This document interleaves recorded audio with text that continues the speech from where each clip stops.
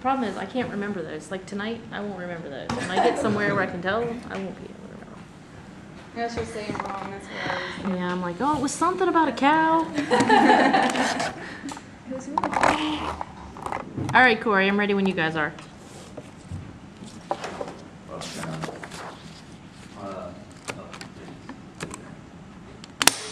So my name is Corey Schneider. Today I'll be giving you a presentation on live tissue training. My goal is to persuade you all to accept humane animal sacrifice for training so that it will help train armed forces members and save lives.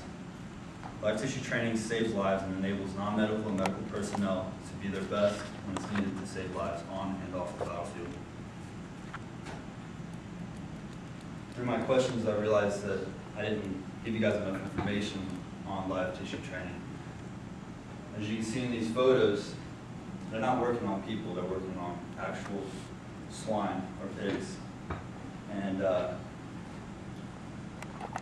basically what live tissue training enables us to do is to learn what the wounds look like, how they feel, smell, everything. It allows practice on something living so we can get unpredicted responses rather than something that you know is going to happen. And it also allows you to learn on someone or something other than your friend.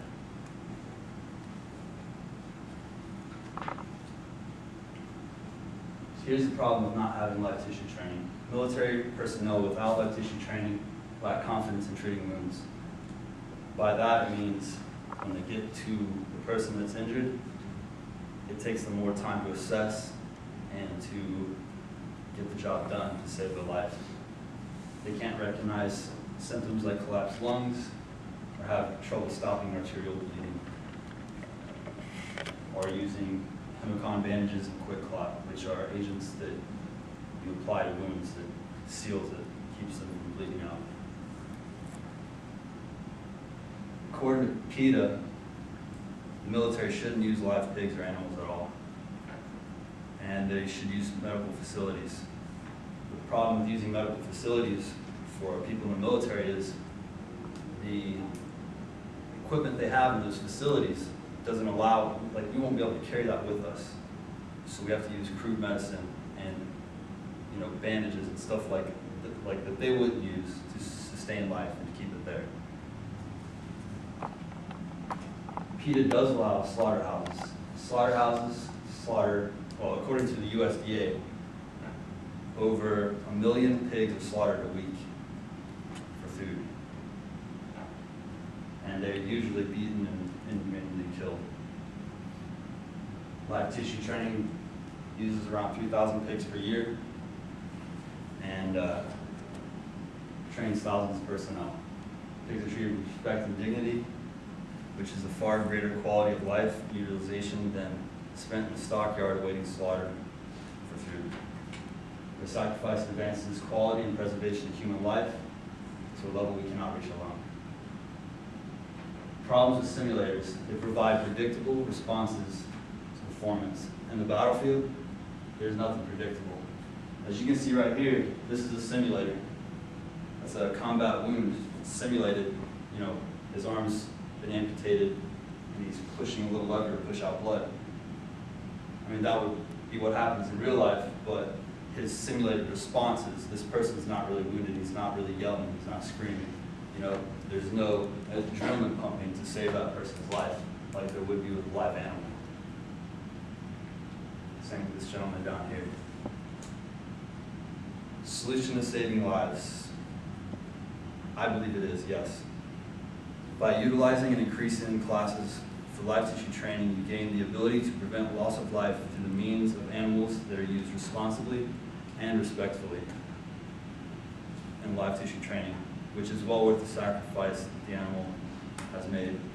Because service members see wounds, smell the rusty ironish smell of blood, and feel something greater than can be spoken, as well as experiencing unpredictable responses to every wound as there would be on the battlefield, while ultimately trying to learn to save a life. For example, in August of 2006, Corporal Thompson here, Joseph Thompson, one of my buddies, was on patrol on our way back to base, and he got blown up by an IED.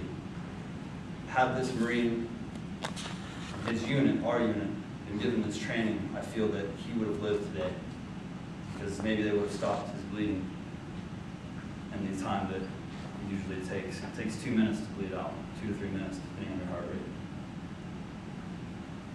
Now, how training does save lives. Doc Milam was killed instantly during a, this is in August, not August, this is in 2007 in Afghanistan. While we were on our second patrol out, we took small arms fire and mortar rounds. While engaged, Luke Milam was their vehicle.